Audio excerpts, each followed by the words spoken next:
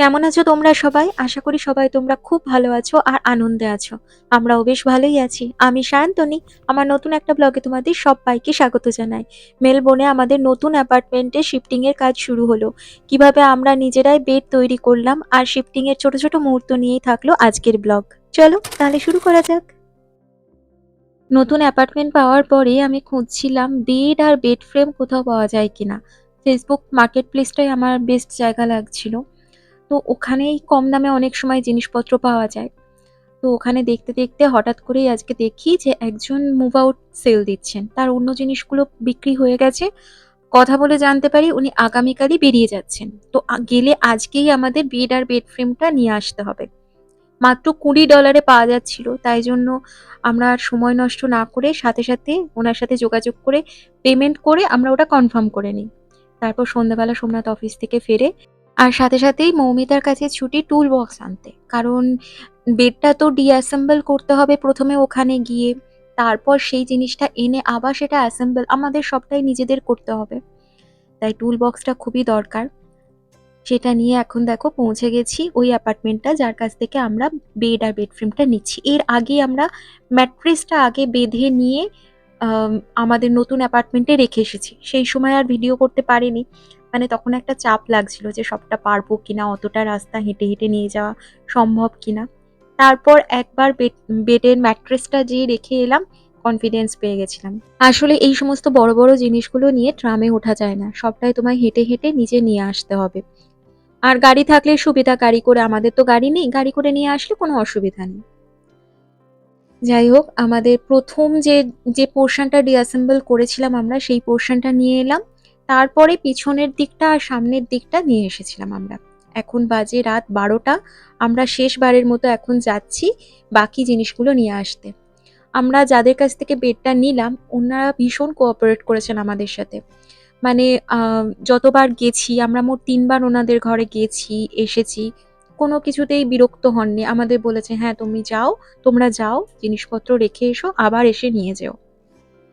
এটা হলো পরের দিন, শুক্রবার দিন সন্ধেবেলা। আজকে সোমনাথ অফিস থেকে চলে আসার পর আমরা আমাদের নতুন অ্যাপার্টমেন্টটাতে চলে এসেছি। আজকে করব এখানে বেডটা অ্যাসেম্বল। এগুলোকে পরে আবার টাইট দিতে হবে তো? মানে এখন তুমি প্রথমে আটকে নিচ্ছ যেখানে যেটা। এই তো হয়ে গেল। আমরা খুব ভালো করেছিলাম, পুরো জিনিসটা ডিঅ্যাসেম্বল করিনি।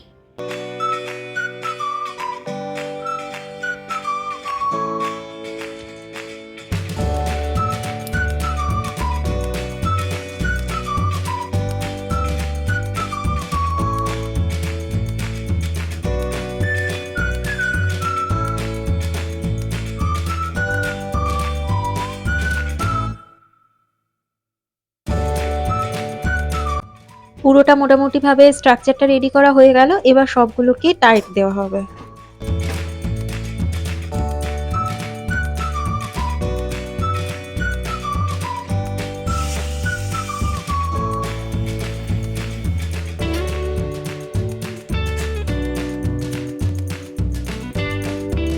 যাক, রেডি। একটা আনফার্নিশড অ্যাপার্টমেন্টের প্রথম দরকার যেটা, একটা খাট, সেটা রেডি হয়ে গেল। এখন বাড়ি যাই, খেয়ে দেয়ে একটা লম্বা ঘুম দেব। আজকে ডিনারে আছে মুসুরির ডাল, একদম সেদ্ধ ডাল যেটা, কুমড়োর তরকারি অল্প করে আর মাছের ঝোল। কাল, পরশু আর সোমবার ৩ দিনই ছুটি আছে এখানে। তাই জন্য অনেক কাজকর্ম এই সপ্তাহের মধ্যেই করে ফেলতে হবে। আজকে শনিবার সকালবেলা, আজকে আমরা লিফট বুক করেছি সকাল 10:30 থেকে 11:30 মতো পর্যন্ত আর কি। ওর মধ্যে আমরা বড় বড় আসবাবপত্র যা আছে সেগুলো নিয়ে যাব বলে। আমাদের তো এটা ফার্নিশড অ্যাপার্টমেন্ট ছিল, নিজেদের কিছু জিনিসপত্র তেমন কিছু ছিল না। শুধু ওই সেলফটা ছিল, একটা ছোট টেবিল আর এই আয়নাটা, এটাই তাই এই সময় নিয়ে চলে যাচ্ছি। হয়ে গেছে আমাদের। এটাই ছিল সব থেকে বড় কিছু নিয়ে যাওয়া। আমাদের আর কিছু তেমন একটা বড় কিছু নেই। মেলবোর্নে অনেক হাই রাইজ অ্যাপার্টমেন্টে ফার্নিচার মুভ করবার সময় আগে থেকে লিফট বুকিং করতে হয়। বিল্ডিং ম্যানেজার নির্দিষ্ট সময়ের জন্য লিফট লক করে দেন। মানে ঝপ করে দরজা বন্ধ খোলা হবে না, তুমি তোমার মতো অ্যাক্সেস দিলে তবেই সেই দরজাটা বন্ধ হবে বা খুলবে।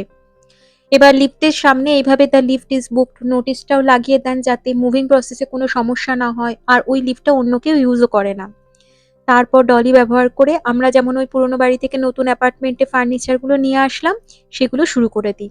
একই সময় আমাদের ফ্রিজ আর ওয়াশিং মেশিনের ডেলিভারিরও কথা ছিল, এই যে এসে গেছে। তাই জন্য এইটা সুবিধাই হলো এই সময়ের মধ্যে। এখন 11টা 5 মতো বাজে, আধ ঘন্টা সময় আছে, আধ ঘন্টার মধ্যে এগুলো আমাদের অ্যাপার্টমেন্টে ঢুকেও যাবে। এই লিফটটাতেই আমরা অ্যাক্সেস করছি, কারণ এই লিফটটাই বুক করে দেয় যখন ফার্নিচার মুভিং করা হয়। চারদিকে দেখো কালো পর্দা দেওয়া আছে, যাতে কোনো ওই পিছনের গ্লাসে কোনো রকম মানে স্ক্র্যাচ না লেগে যেতে পারে। এই ফ্রিজ আর ওয়াশিং মেশিন আমরা যার থেকে নিচ্ছি ওনার থেকে এটা কিন্তু সেকেন্ড হ্যান্ড ফ্রিজ আর ওয়াশিং মেশিন। দুটো মিলিয়ে আমাদের টোটাল খরচ পড়লো $475, বাড়িতে ডেলিভারি সমেত।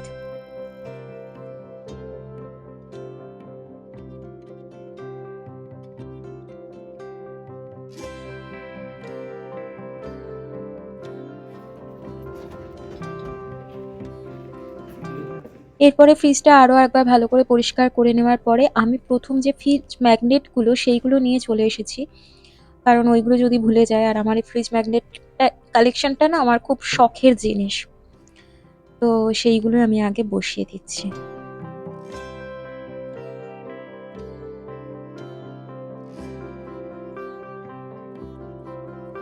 অ্যাপার্টমেন্টটা কাছাকাছি হওয়ার জন্য আমরা বারবার করে যাওয়া আসা করে জিনিসপত্রগুলো নিজেরাই নিয়ে আসছি। এখন সন্ধেবেলা আবার চলে এসেছি, কিছু ওখানে যে যে জিনিসগুলো ছিল সেইগুলো দিয়ে মোটামুটিভাবে এখন সাজিয়ে রেখে দিচ্ছি। এখন সন্ধ্যেবেলাটা দেখো চারদিকটা এরকম লাগছে, বেশ মেঘ করেছে কদিন, খুব মেঘ। রবি সোমবার দিন থেকে একটুখানি ওয়েদারটা ভালো হওয়ার কথা আছে।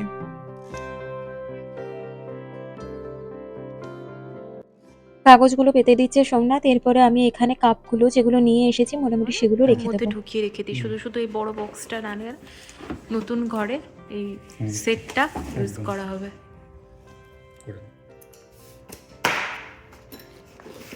কাপগুলো সাইজগুলো খুব সুন্দর, একদম আমাদের ওখানে যে লাউ কলার যে কাপে চা খায়।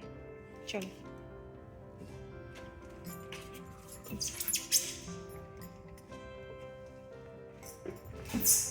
সব থেকে ভালো ব্যাপার হচ্ছে 6টা আছে।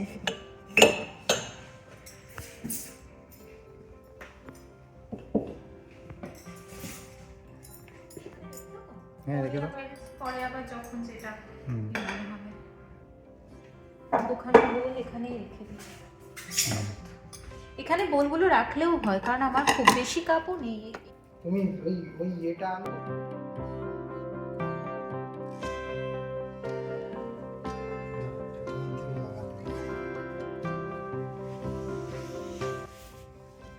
আমি এটা ঢুকিয়ে দিয়েছি। বিছানার একটা চাদর মনে হয় এখানে আছে, আর অন্য চাদরগুলো তো আনা হয়নি এখনো।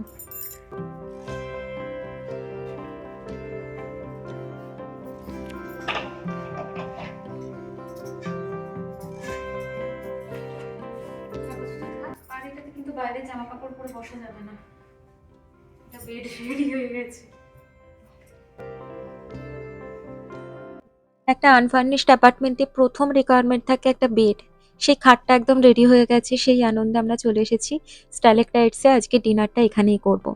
তবে আমরা জিনিসপত্র মুভ করবার সময়, জিনিসপত্র এখানে শিফট করবার সময় আমরা একটা জিনিস করছি, সেটা হচ্ছে বক্সের মধ্যে করে করে জিনিসপত্র এনে কোনো পাশে রাখছি না।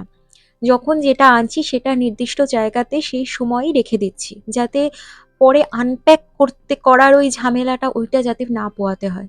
যেমন এখন আমরা বেশ কয়েকটা জামা কাপড়ও নিয়ে এসেছি, আমার যেগুলো অর্গানাইজার ব্যাগের মধ্যে জামা কাপড়গুলো থাকে সেই অর্গানাইজার ব্যাগগুলো একটা বড় ব্যাগের মধ্যে ভরে নিয়ে চলে এসেছি, যার ফলে আলমারির মধ্যে ঢুকিয়ে দিতে পেরেছি। এছাড়াও যে হ্যাঙ্গারে জামা কাপড়গুলো ছিল, কিছু হ্যাঙ্গার শুদ্ধ সেই রকম ভাবেই জামা কাপড়গুলো একটা বড় ব্যাগের মধ্যে করে নিয়ে চলে এসেছি, যার ফলে সেইগুলো তক্ষুনি আলমারির মধ্যে পরপর হ্যাঙ্গার শুদ্ধ ঢুকিয়ে দিয়েছি।